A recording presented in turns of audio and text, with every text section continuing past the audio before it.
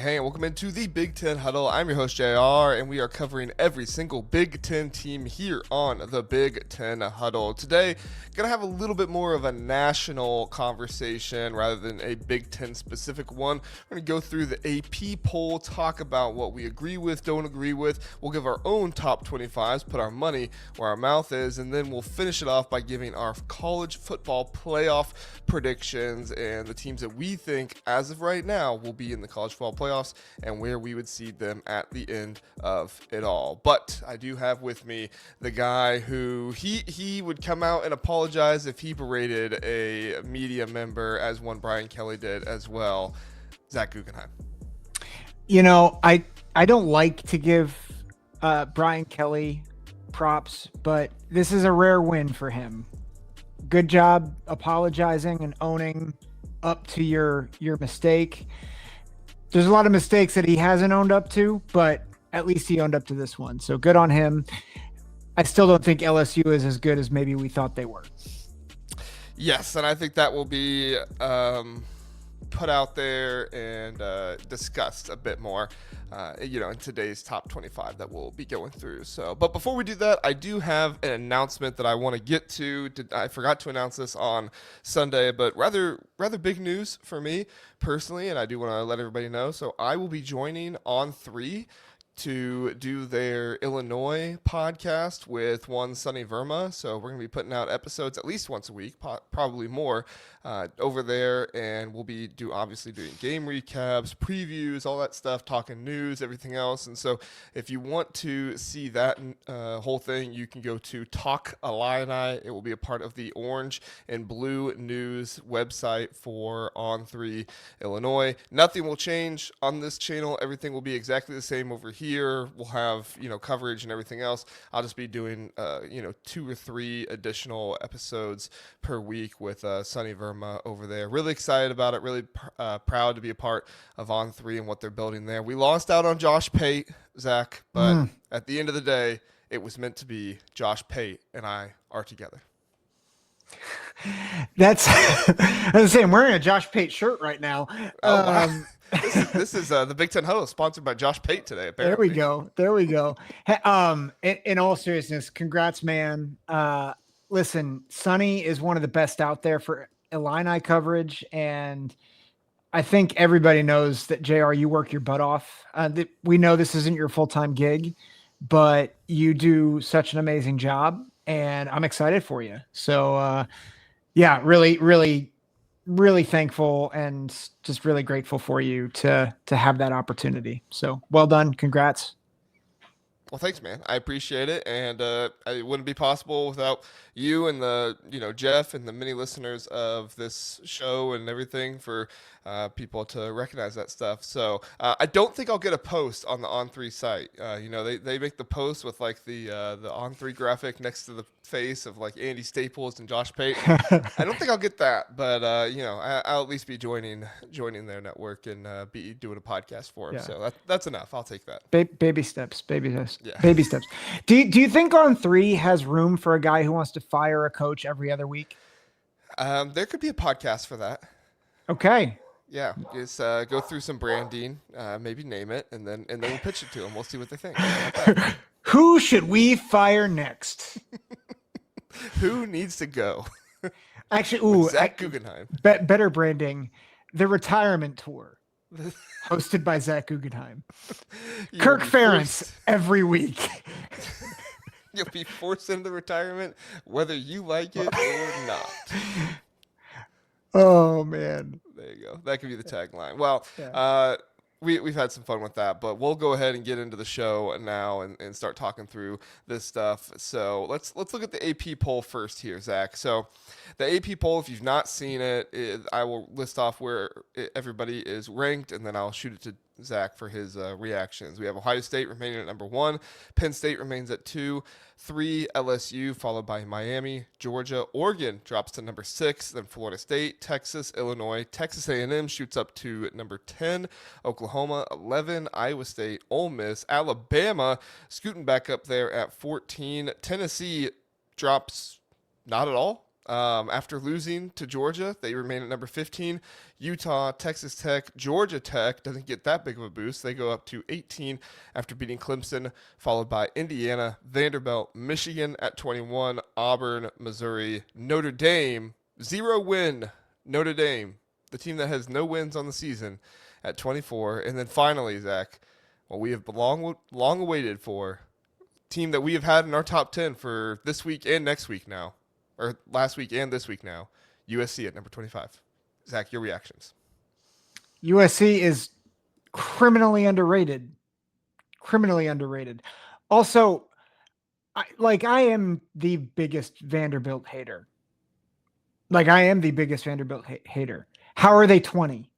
How do you not put them at least in your top 15? Like, they obliterated you, South Carolina. What are we doing?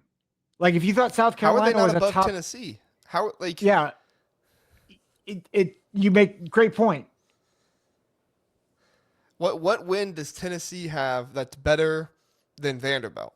Right? I mean, I know this is SEC on SEC crime, so I'm not going to have too much, sympathy for him here. But this really is a situation where it's the brand over the other brand. Tennessee has beat a Syracuse team that, okay, they're okay. They beat UConn, but could have been better. I think that the Syracuse team this season could have been better in a few different areas, but I don't think beating Syracuse and losing to Georgia in a close game. Like, where was the love for Georgia Tech last year when they took Georgia to like 7 overtimes? There was no love. Yep. They didn't get to boost up into the AP poll or anything like that, but instead, Vanderbilt destroys Virginia Tech, takes down South Carolina pretty handily, and they're only 20th. It's absurd to me.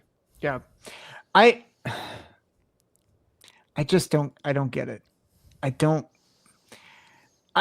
know how Tennessee doesn't drop at all. I think I read a stat somewhere where this is the first time that's happened in like 20 years where a team has lost and has not dropped or something like that.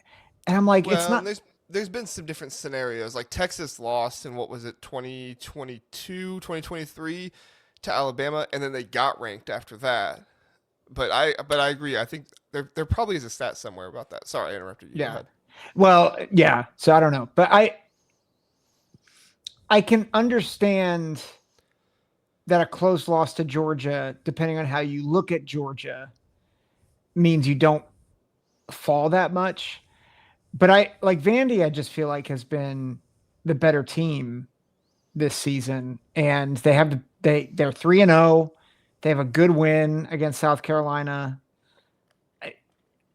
And let's face it, Tennessee beat a Syracuse team before they did their sprints. So, that's like half a win there. This is insane. At this point, I don't know what they're going for. Oregon just blew out Northwestern. Sure, they didn't cover because Northwestern scored 2 late touchdowns in that game when Oregon didn't even have their ones out there. But Oregon doesn't, I guess, cover, and they drop 4 spots in the poll. I mean, they still have Robert Cessna ranking them number 1, which is a little excessive to me, but sure, that's fine. And they drop 4 spots. Texas beats UTEP by a few scores, albeit not a great game, obviously, Arch Manning. But really? Arch Manning struggling is going to drop you 7 spots in the polls? Arch Manning struggled so much that a Florida State team that was on a bye goes above them? That's kind of insane. And then Tennessee loses a close game to Georgia and nothing. Yeah. They have one person that did not rank them. They had 2 people that had them ranked 11th, and they kind of were everywhere else. Yeah. And Alabama beats Wisconsin, and they move up 19 spots. I'm sorry. Was Wisconsin ranked 20th? Was Wisconsin a team that was ranked that you beat, so you jump up 20 spots? I'm sorry, 19 spots?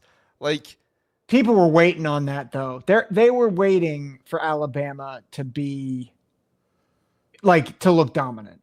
That's what they were looking for. They were just I'm sorry. They didn't jump up 19 spots. They were previously 19th. Oh, so they jumped 5. I was going to say that seems still 5 spots though for beating Wisconsin. Utah won, Texas Tech won. the teams Yeah. they jumped. So It's the band. It's the logo. It's the logo. So a talking point that I have, sure. and this is a little different. This is changing gears a little bit. And you'll see this in my top 25. I think there are 3 teams that can beat you like that. They have answers on both sides of the ball, and only Okay. 3 teams: Ohio State, Miami, and Oregon. Like, that's not to say that there aren't flaws, but I think Ohio State has an answer on offense and defense, right? Kind of a get out of jail free. Like, you have Jeremiah Smith, you have Caleb Downs. You have several answers on defense. Arvell Reese might be a top 10 pick next year. He should be. Yeah. I think Miami has several answers on both sides of the ball. Really good receivers. I think Carson Beck looks like who I think people thought he would look like. And I think Oregon has like legit playmakers on both sides of the ball and answers, like get out of trouble answers. That doesn't mean they're the 3 best teams, but to me, to have answers like in solving problems matters a lot. And I look at the other teams like Penn State. I'm really concerned about their offense. LSU is lucky that DJ Lagway decided to be like a high school quarterback this past weekend, which, by the way, we were lied to about DJ Lagway. My gosh, was he awful. He was so bad. Did you see Andy Staples preseason? I know I'm a part of On 3 now, so maybe I shouldn't be trashing On 3s, but people, but oh boy. I'm not necessarily trashing him. It's not just him. It's everybody. I know, but he was like the quintessential like DJ Lagway, Arch Manning, all these guys that are not playing well. I think the only one that he had in the top 5 that is playing well so far is like maybe Garrett Nussmeier. It's either Nussmeier or Sellers or something like that. And that's where I do understand a little bit of keeping LSU up there, because right now you have a whole bunch of teams in the top who the quarterback play is either good, like it's fine, or it's just not very good, but they're still continuing to win. So Ohio State and LSU and Miami I would say are the 3 that have the best quarterback play kind of up there at the top. But you could also say Julian Sayin, didn't look elite against Texas. I think that was probably more of a coaching decision than a Julian Sayin thing. I think you watch him play, he looked really good.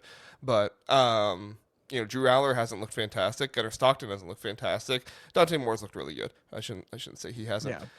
Arch Manning hasn't looked great. I really like Luke Altmaier, but his offensive line is letting him down in a few areas right now, so that's hindered him a little bit, but credit to him, he's still playing well. And Marcel Reed still can't throw a ball. I mean, he's really good scrambler and really good with his feet, and he can get stuff done here and there, but he's not going to he's not going to lead a team down the field in a 2-minute drill, only throwing the ball and not running it, in my opinion.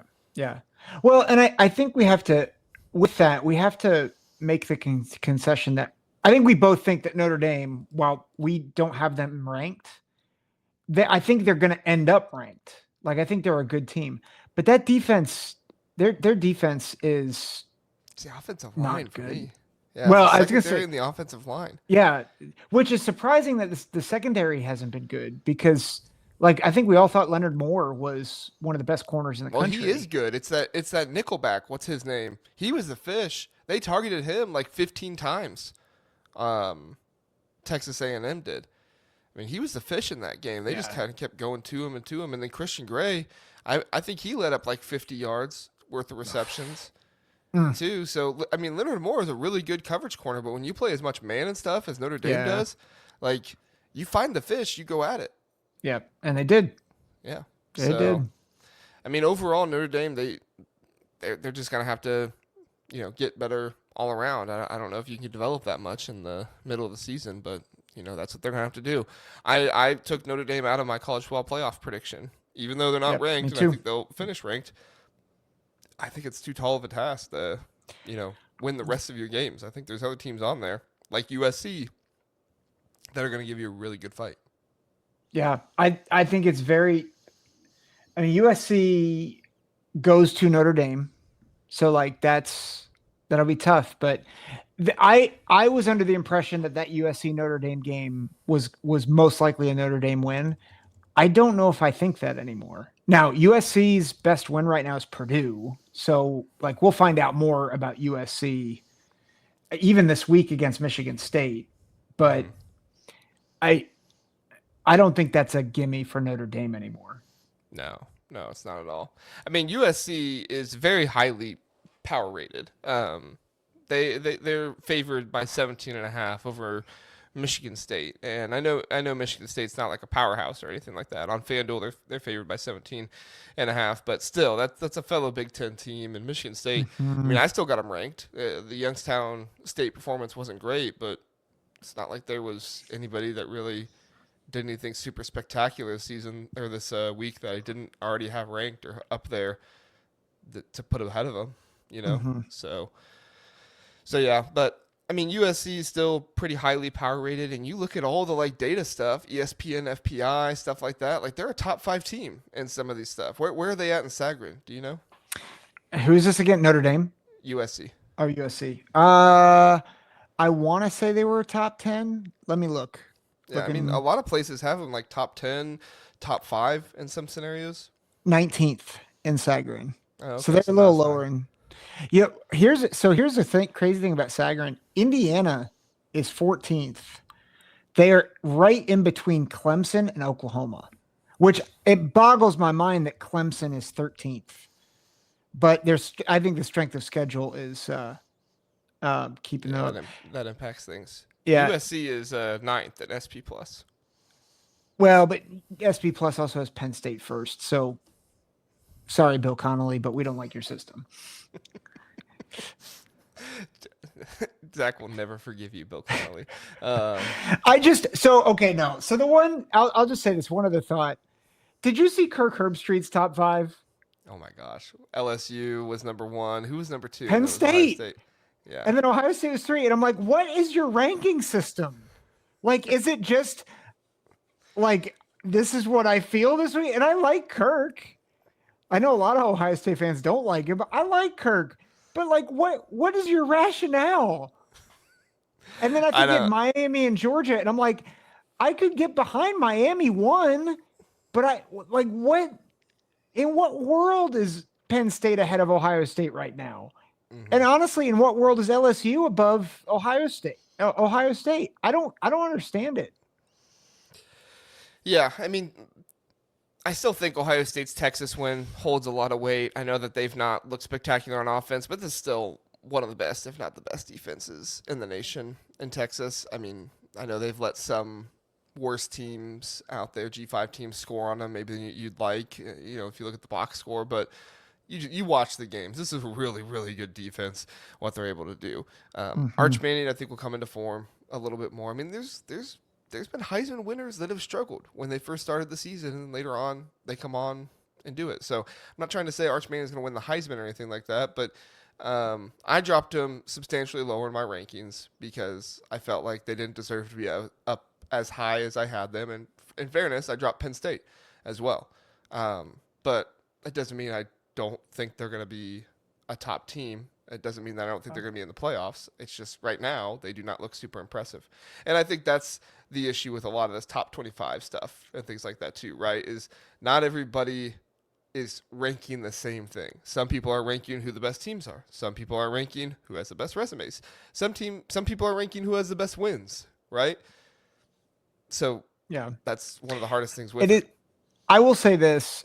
I find it's humbling to put our own top 25s out there because you realize like there are some people where you're like, I don't know how you got there, but it's hard. Like it really is hard to justify a top 25. And I don't love mine because there's a lot of teams where I'm like, I just don't know. And like, we're still 3 weeks in and I'm like, Iowa State's actually a really good example because you're like, I have all these data points. I have Iowa State ranked, I think similarly to how the AP poll has them ranked, but it's like, man, that Kansas State win doesn't look good anymore. I don't know how I feel about the Iowa win. They really struggled this past week. And I'm like, so are they actually just a bad team with not very good wins that we've just overranked? But then I'm like, but they're undefeated and like they've looked good at times. So it's just hard to know how to rank them. I always try to go to the national championship odds and like the playoff odds and stuff like that on FanDuel. So right now Iowa Oh. State sits at plus 25,000, which does not sound good, but they are still above Vanderbilt, above Tulane, and just barely below Nebraska, Indiana, Illinois, Washington, teams like that. So Mhm. I think if you look at the odds, and the odds don't mean everything, but if you look at the odds, probably too high. But I mean, it's not like they are just completely falling off the chart in Mhm. the odds or anything like that. So Yeah. yeah. All right, let's get to our top 25s. I'll go first with mine, Zach. So I have Ohio State number one, Miami number two, Georgia at three. I think that Georgia, if they had not struggled with Austin P and some teams like that, I might have them a little bit higher. And if the defense put on a better performance against Tennessee, I'd probably have them above Miami. But gonna keep them at three. Gonna want to see the offense improve a little bit more, and I didn't like the lapses on defense. Then I have Oregon, and then Texas A&M. I have up there at number five. They beat Notre Dame, and I guess I could be valuing the Notre Dame wins too much, but you go to Notre Dame, it's a top 10 team at the time. You go to Notre Dame, Mhm. get the win. I know Notre Dame isn't ranked on here, but I still think that's a good football team, and I still think that you deserve credit for that win. Penn State, I have at number six. LSU, I have at number seven. I don't think Clemson is as good of a football team as Notre Dame, and so that's where the issue is. I don't think that win should carry LSU into like the top five or top three anymore because we have to adjust. What happened last year when Texas beat Michigan early? They got a ton of credit for that win. They were really high up there, but you look later on and Michigan started to fall, and you found out Michigan wasn't as good as they thought they were last year, and so Mhm. sucks, but it is what it is. Yep. Then Illinois, then I have Vanderbilt as well. Illinois and Vanderbilt kind of in similar scenarios here. Illinois blows out Duke, Vanderbilt blows out Virginia Tech. Vanderbilt gets the win over South Carolina, so you could probably make an argument for them being over Illinois, but I still think Illinois is a better football team, so I'm going to give them the edge there. USC beats Purdue. They don't really have a win like some of these other teams, but I'm still going to keep them up there at 10 because I believe in them. Georgia Tech, I have at 11. Got the win over Clemson. Haynes King, really, really important player for that team. Love what he's doing. Indiana, keeping them at 12. I've heard some people kind of give some pushback to Indiana here recently and talk about how like they don't even deserve to be in the top 25 because they have such a bad schedule and stuff. And it's like you these are the same people that have Penn State in the top five. These are the same people that have name your other school, Nebraska ranked or something. I mean, Nebraska beat Cincinnati, sure, but Cincinnati's no you know great team or whatever. Indiana's lost two games in the past 2 years. I know you're not supposed to think about last year, but you need to think at least about the coaching and stuff like that. And Indiana has one of the best Mhm. head coaches in all of college football on their sidelines. So I'm going to give them the benefit of the doubt there. Florida State at 13, and then I have Oklahoma at 14. I think Florida State and Oklahoma are in very similar boats, as I also have Alabama and Michigan in similar boats as well. Followed by Ole Miss at 15. I do think I need to give them credit. Backup quarterback starting against Arkansas. I picked Arkansas to beat Ole Miss. I was impressed with Lane Kiffin continuing to have that offense operate, even with the backup quarterback in there. So while I don't think Ole Miss is necessarily a top 15 team in the nation, I got to give them credit in this scenario and do that. I have Texas down at 16. Listen, I know I was kind of giving the AP poll crap for moving Texas down, but in fairness, I did this to other teams as well. So I don't necessarily give, give a poll crap if they're consistent with doing it with other teams. I moved Penn State down as well. The difference is Penn State doesn't have a loss yet. Texas does. So, but I still have them above Alabama, who lost to Florida State. Florida State is above them. Michigan, who lost to Oklahoma. Oklahoma is above them. So I have Michigan at 18. I know that's probably higher than some other people have them, but I mean, you watch that Central Michigan game. They looked really good. They looked like they figured out some things. And if you let Bryce Underwood go out there and use his legs, we'll see what it looks like against a really good competition in Nebraska this weekend. Might look different there, but that was encouraging to me. And I think that, we need to not take too much away from Michigan because they lost on the road to Oklahoma. Mm-hmm. That's a hard road environment. Freshman quarterbacks, very first start on the road. I think there needs to be a little bit more grace there than some people are attributing to them. Then I have Nebraska at 19, Utah at 20, Texas Tech 21, Auburn 22. Docked them for Baylor, not looking so hot. They did get a win. Who did Baylor beat? I forget. I looked it up because I actually ranked Baylor this week, but yeah, I saw you had them ranked. yeah, So they think through. They beat SMU. SMU. I'm not a huge SMU believer, so and then they did beat Samford, but I don't know. I'm just not a huge SMU believer, so I knocked Auburn for that. Not believing too much in them, and then I kept USF ranked. I know they got blown out by Miami, but they also blew out Boise State. They also beat Florida, who gave LSU a really good game. So we'll see. Tulane 24, and then Michigan State rounding out my top 25. I know the Boston College win doesn't look as good because they lost to Stanford. I get it, but that was also a Boston College team that went on the road. And surprise, surprise, Zach, teams from the East Coast that go to the West Coast don't win very many football games. Yep. Tough to do. I'm surprised you didn't think about Cal at 25. I did think about Cal. I didn't have Minnesota as high for me as you did. It's not that I didn't believe in them. It's just, I didn't see that win as highly as you did. I know you debated Cal a whole lot more than I did. Yep, that's true. I just had them off, but yeah, just barely. So, all right, that's my top 25. Zach, we'll get to yours. Here you go. Yeah, so like I said, I think the three best teams are Ohio State, Miami, Oregon. And the only separator for me there, I think Ohio State has the best win out of the three, even though I have real concerns about Arch. And I think Miami has the next best win against Notre Dame. And then I think Oregon, they haven't played anybody. I do have a slight concern about their run defense, but it's slight. I think part of that was garbage time against Northwestern.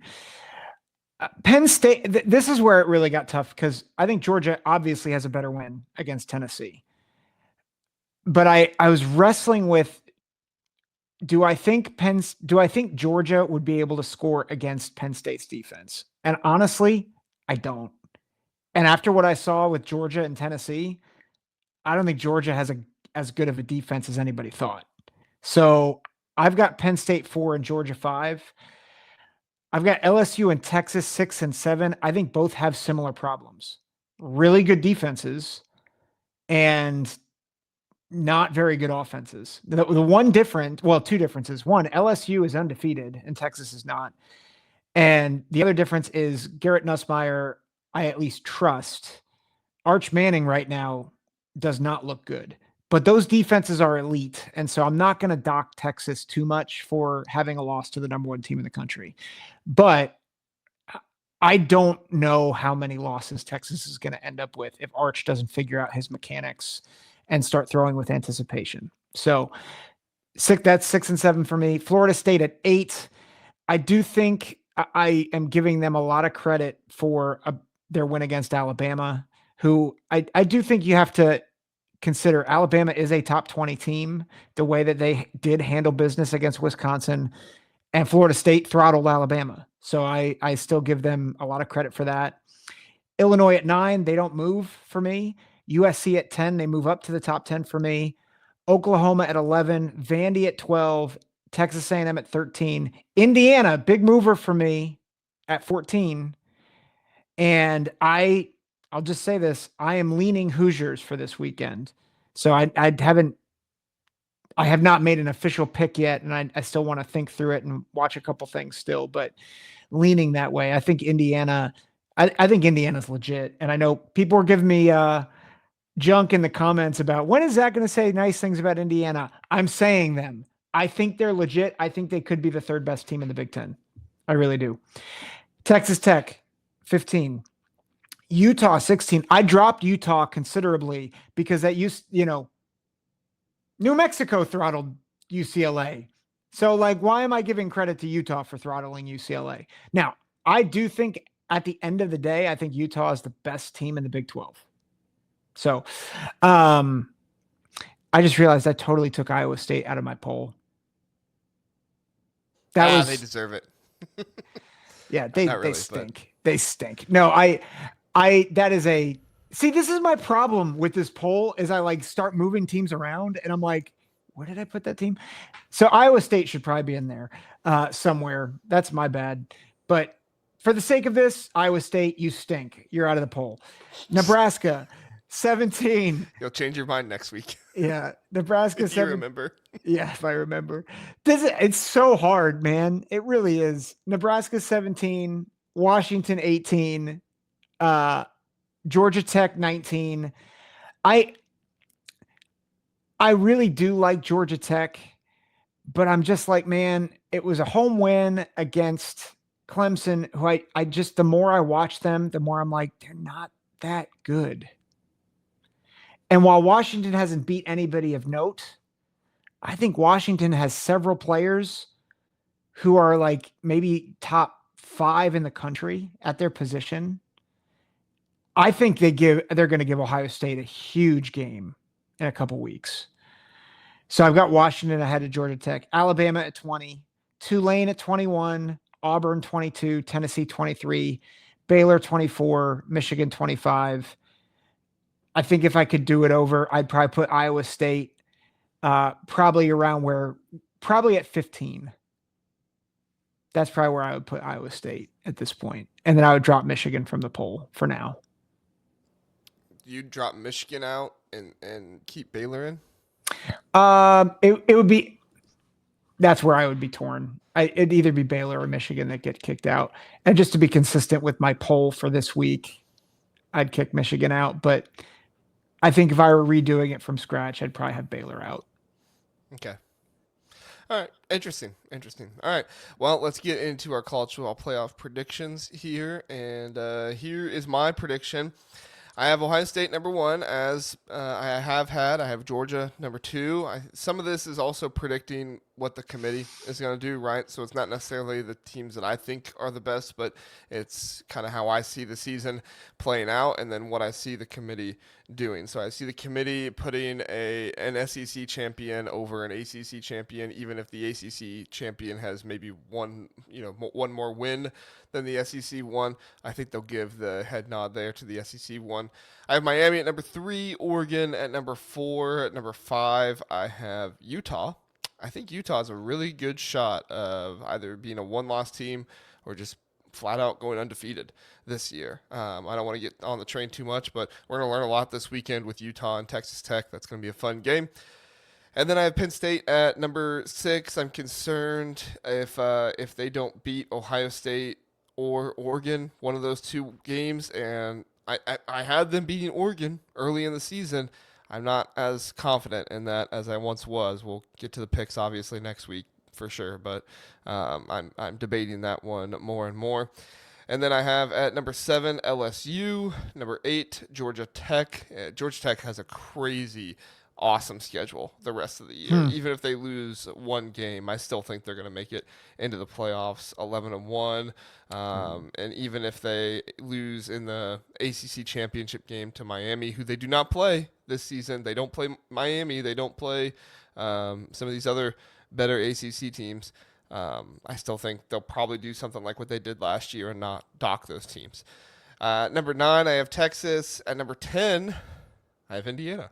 I have the Indiana Hoosiers at number 10, followed by Ole Miss at number 11. Very favorable schedule for Ole Miss to end the year, and then they'll get the SEC bump. So even if they lose a couple games this season, they got by Kentucky, who they lost to last year.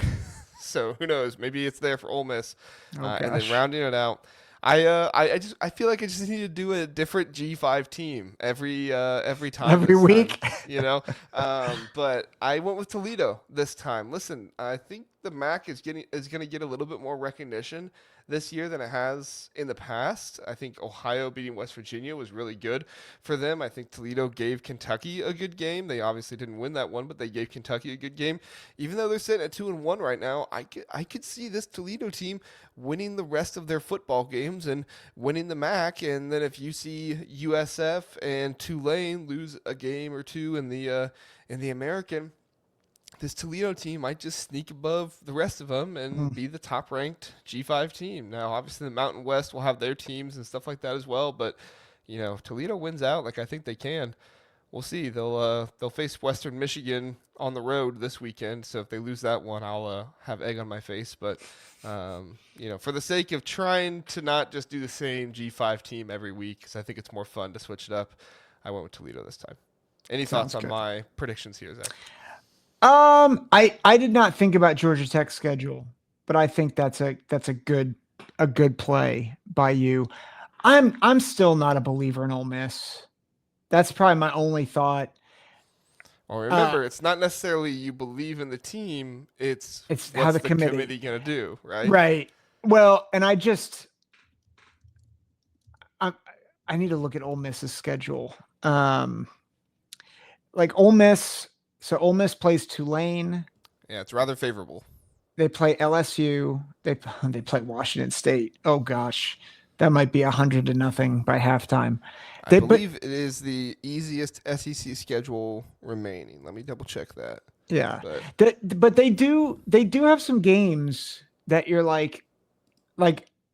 See, this is probably where I think I'm not sure Ole Miss gets past LSU, Georgia, Oklahoma, and South Carolina without 3 losses. I think they could. I do not believe in South Carolina. If they get South Carolina at home, I think they win that one.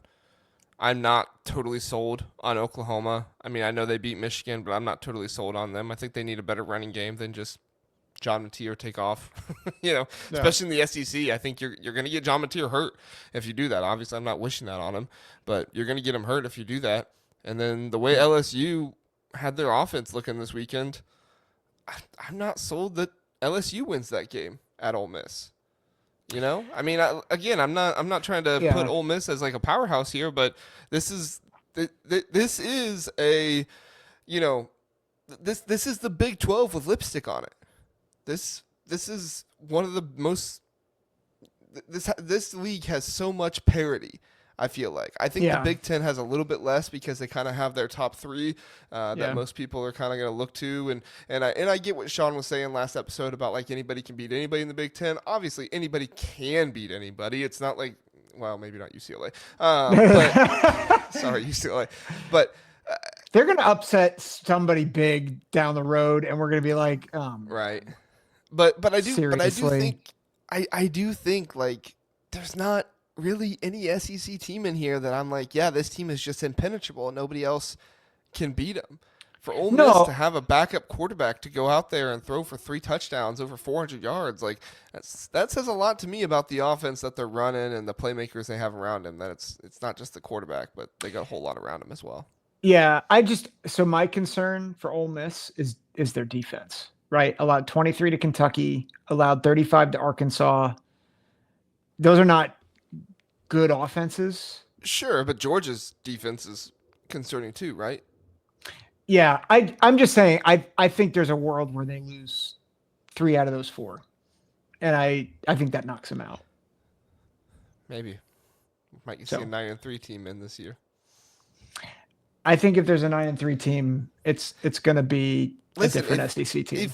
If what the committee said is true, that they're not going to dock teams for good losses as much, you're looking at 2 top 5 losses here.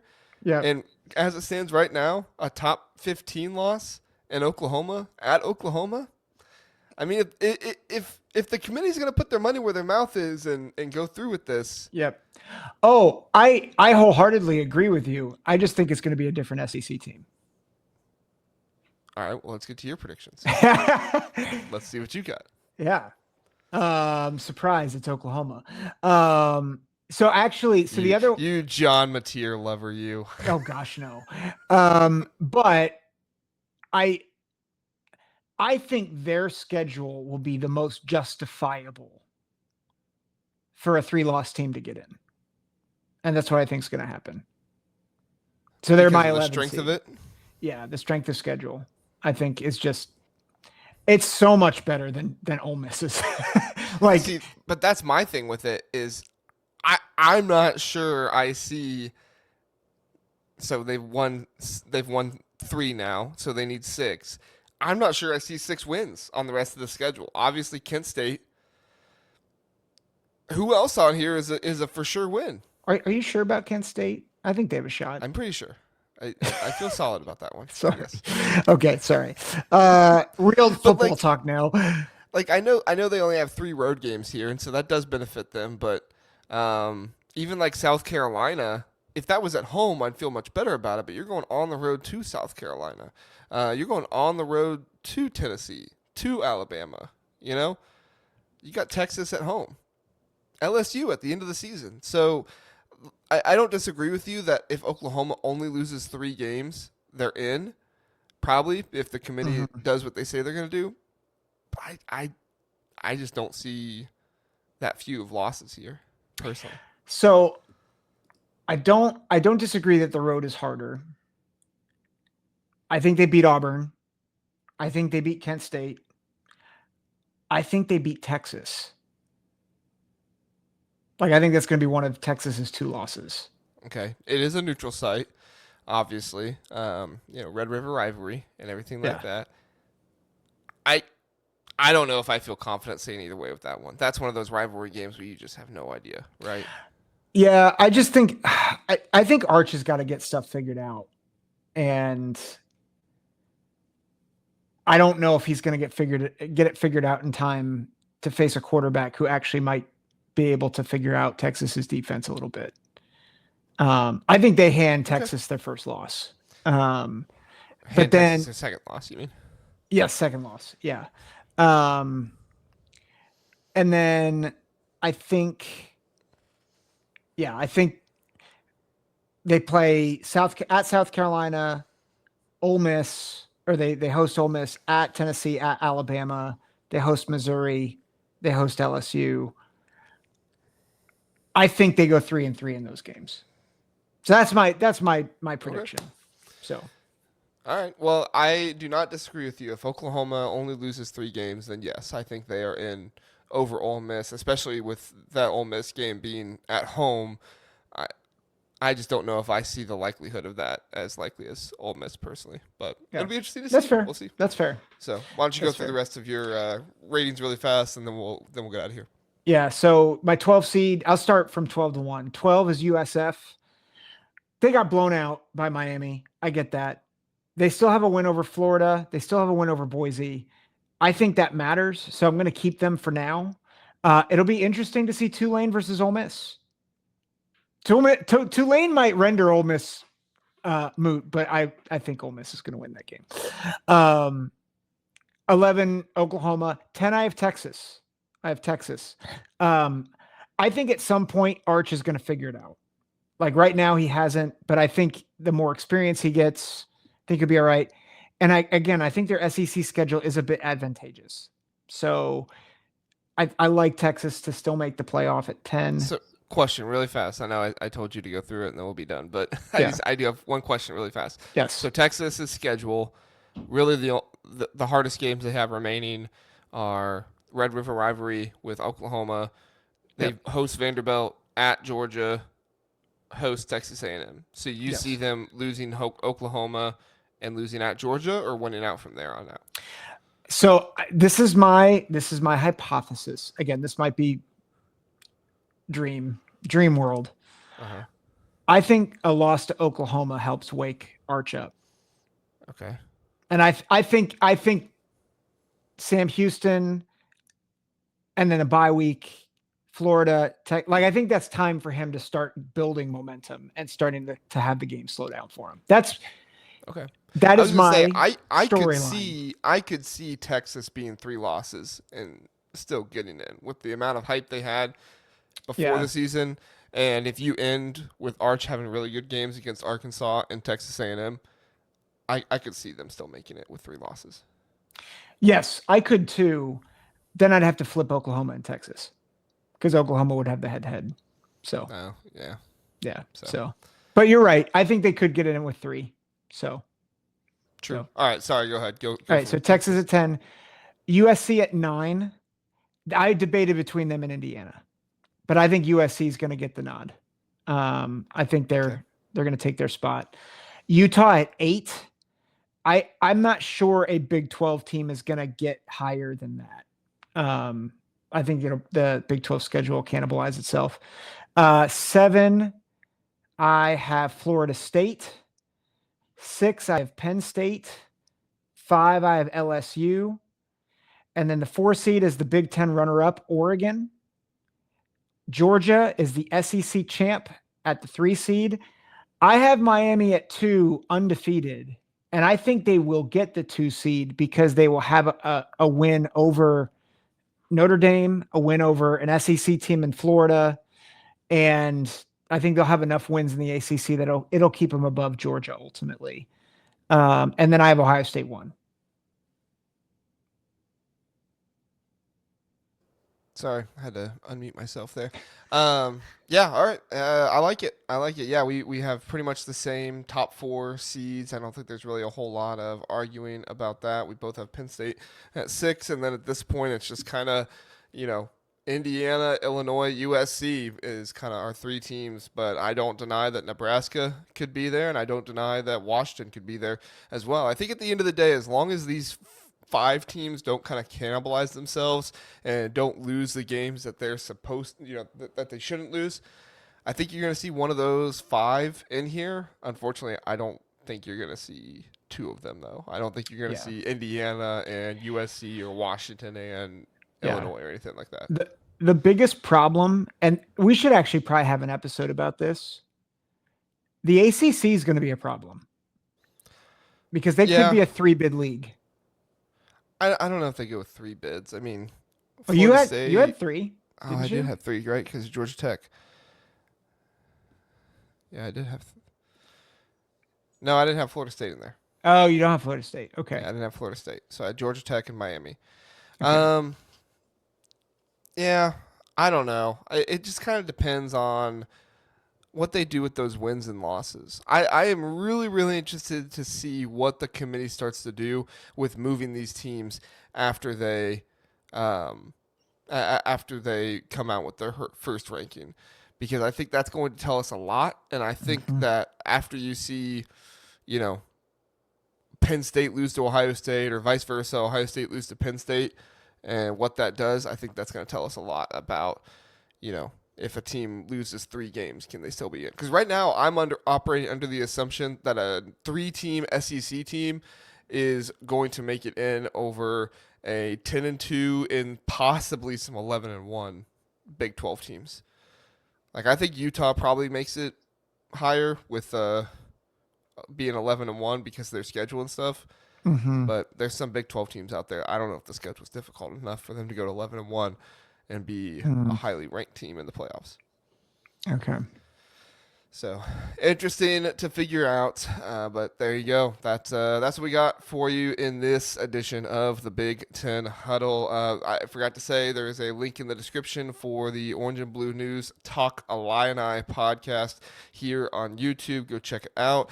Sonny and I will be doing, like I said, at least 1 episode per week, possibly more, probably more during the season. But yeah, check us out over there. Very excited to do that with him, and going to be a lot of fun talking Illinois football and basketball over there as well. Zach, you got anything before we get out of here? No, I did think this was great. Excited for tomorrow's episode or Tuesday nights. I don't know when this is posting. So tonight's game previews. I think that'll be really fun. Yeah, so this will be posted Tuesday morning, and then we'll have Tuesday night, 9 p.m. We'll go through all of the games in the Big Ten. Thankfully, there's no longer like 18 games. I think there's only 8 this week, so we'll do 4 in the first part of the episode, and then we'll do 4 in the second part of the episode, kind of previewing those. So should be a good time. Looking forward to it, and looking forward to having you all in the chat and seeing you there. Like, subscribe, 5-star rating if you're listening to us on podcast. Always appreciate you all doing that, and we'll see you next time. Have a good one.